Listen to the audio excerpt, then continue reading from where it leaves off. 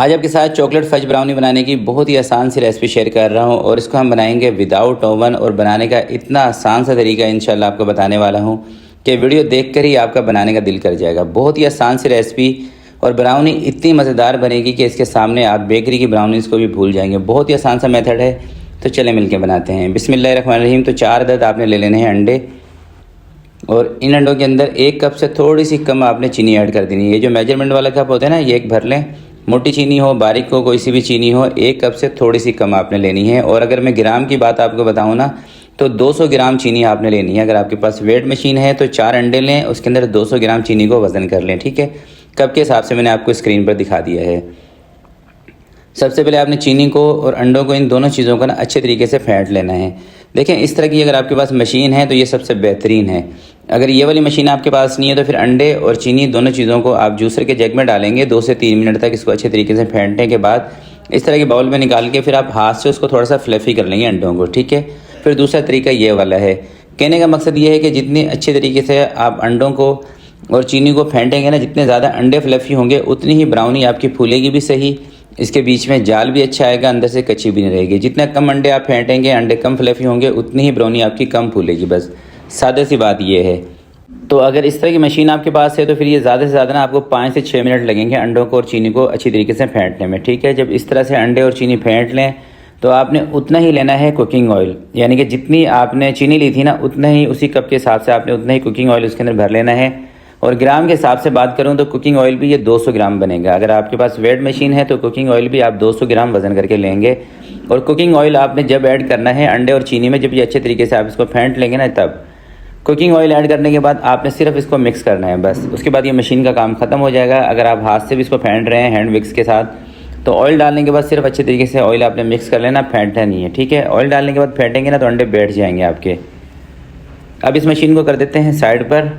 ठीक है, और अभी आपने चम्मच के हिसाब से 3 से 4 चम्मच ले लेना है चॉकलेट पाउडर। इसको कोको पाउडर भी बोलते हैं। ग्राम के हिसाब से बनेगा 50 ग्राम। ये जो बड़े टेबल स्पून है ना, 4 चम्मच ले लें। और 1 कप आपने इसके अंदर मैदा ऐड कर देना है। मैदा बनेगा 150 ग्राम, 145 से 50 ग्राम, यानी कि कुल मिला के ना चॉकलेट पाउडर और मैदा दोनों को मिला के वज़न 200 ग्राम हो जाना चाहिए। अगर आप वेट मशीन के हिसाब से कर रहे हैं, देखिए मैं आपको साथ साथ कप के हिसाब से भी बता रहा हूँ और वेट मशीन के हिसाब से भी बता रहा हूँ। कप के हिसाब से उनके लिए है जो मेरी बहनें बिल्कुल बिगनर हैं, जिनके पास इस तरह के टूल नहीं है, वेट मशीन वगैरह, वो कप के हिसाब से बना सकती हैं। आधा चम्मच इसके अंदर ये जो वाइट वाला मैंने शामिल किया है ना, ये है बेकिंग पाउडर, बेकिंग सोडा नहीं है। ठीक है, बेकिंग पाउडर आपने ऐड करना है। बेकिंग सोडा डाल देंगे पूरा टेस्ट ख़राब हो जाएगा। 1 चम्मच आपने इसके अंदर वनीला एसेंस ऐड कर देना है। हर जगह पे आसानी से मिल जाता है। अगर वनीला एसेंस आपके पास नहीं है तो फिर 1 बड़ा साइज़ का लेमन लें, उसका 1 टुकड़ा आपने रस का निचोड़ देना है इसके अंदर।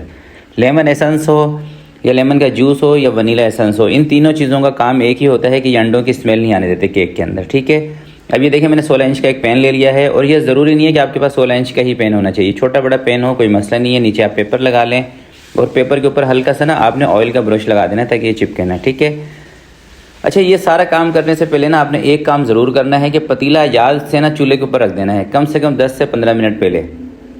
हल्का हल्का सा फ्लेम पतीले का ऑन करके पतीला आपने 10 से 15 मिनट पहले चूल्हे पर रख देना है, ताकि जब तक आप ये पूरा केक का बैटर तैयार करेंगे ना, तब तक आपका पतीला बहुत अच्छे तरीके से गर्म हो जाएगा। तो मैंने ऐसे ही किया था। तकरीबन कोई पिछले 15 मिनट से ना इसको मैंने रखा हुआ है चूल्हे के ऊपर, और ये अच्छा खासा हीट में आ चुका है पतीला।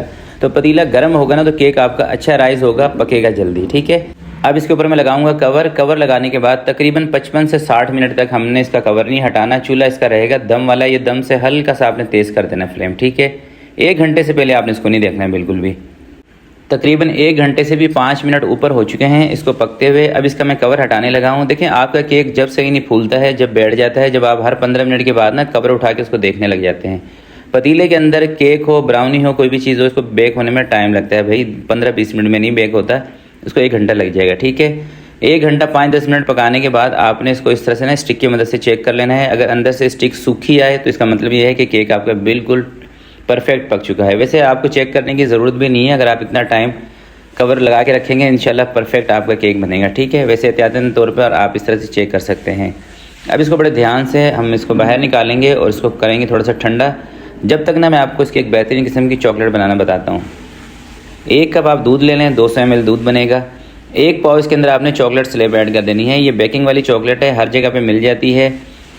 आप नॉर्मल वाली भी यूज़ कर सकते हैं या कोई अच्छी महंगी ब्रांड की भी यूज़ कर सकते हैं। वैसे मैंने ली है नॉर्मल वाली, इसका रेट है तकरीबन 820-30 रुपये पर केजी और एक पाव ये आपको मिल जाएगी 210-220 रुपये की। किसी भी बेकिंग स्टोर से आप नॉर्मल वाली चॉकलेट ले लें। यकीन करें नॉर्मल वाली चॉकलेट से भी इतनी ज़बरदस्त ये चॉकलेट तैयार होगी ना दूध डालने से, आप खुद कमेंट में आके मुझे बता रहे होंगे। ठीक है, तो आपने करना ये है कि सबसे पहले ना चॉकलेट को दूध के अंदर अच्छी तरीके से हल कर लेना है। जैसे चॉकलेट दूध के अंदर अच्छी तरह से हल हो जाएगी, 2 चम्मच या 3 चम्मच चॉकलेट पाउडर आपने इसके अंदर ऐड कर देना है। इसको चॉकलेट कोको पाउडर भी बोलते हैं। ठीक है, अच्छा बहुत ज़्यादा तेज़ आंच पे आपने इसको नहीं पकाना वरना चॉकलेट जल जाएगी। हल्की हल्की आंच पे पकाएं। जब इस तरह से थिकनेस में आ जाए ना चॉकलेट आपकी, ये देखें, और चम्मच आप इसके अंदर चलाते रहें, साइडें भी साफ़ करते रहें, ऐसा नहीं हो कि साइडों से जल जाए। जब ये वाली थिकनेस आ जाएगी चूल्हा बंद कर दें। बस ये देख लें ज़रा, मैंने 2 दफ़ा आपको दिखा दिया है। इस तरह की थिक हो जाए चूल्हा बंद कर दें। ठीक है, अच्छा जी, केक हमारा ठंडा हो चुका है और जो चॉकलेट हमने तैयार की थी वो भी ठंडी हो चुकी है। तो सबसे पहले हम इस केक को निकालते हैं पैन से बाहर। अच्छा, चॉकलेट पकाते वक्त एक चीज़ मैं आपको और बता देता हूँ। वैसे तो तकरीबन 4 से 5 मिनट के अंदर ना चॉकलेट पक जाएगी।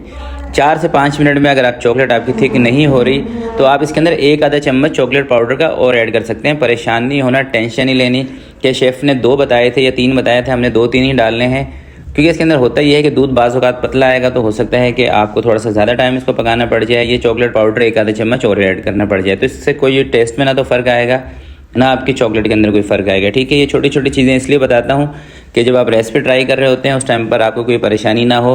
क्योंकि देखें, चीज़ें जब इंसान बना रहा होता है ना, मैंने जिस हिसाब से बनाई है हो सकता है कि थोड़ी बहुत 19-20 हो जाए।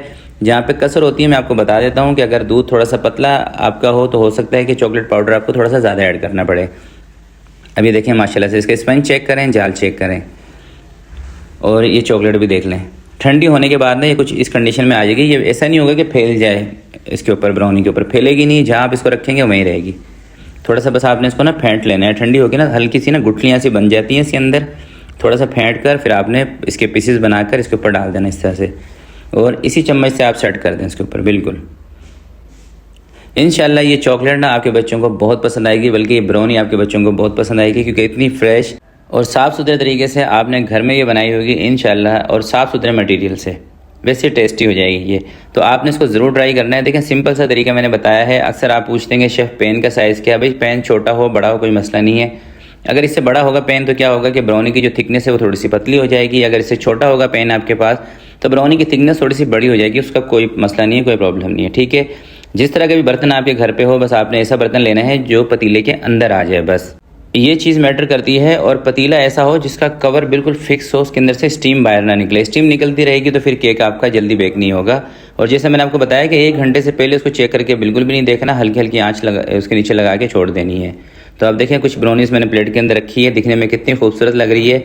चॉकलेट नहीं फैल रही इसकी, देख रहे हैं आप, चॉकलेट बिल्कुल अपनी जगह पर है और इंशाल्लाह ये ऐसी ही रहेगी। और आपने इसको बना के फ्रिज के अंदर नहीं रखना, रूम टेम्परेचर पर रखना है क्योंकि ये ब्राउनी है, ये कोई आइस केक नहीं है जिसको आप फ्रिज के अंदर रखेंगे। रूम टेम्परेचर पर रखें, 2 दिन तक आप इसको इस्तेमाल कर सकते हैं, 1 दिन बनाकर। तो बहुत ही ज़बरदस्त किस्म की रेसिपी है, ज़रूर ट्राई कीजिएगा।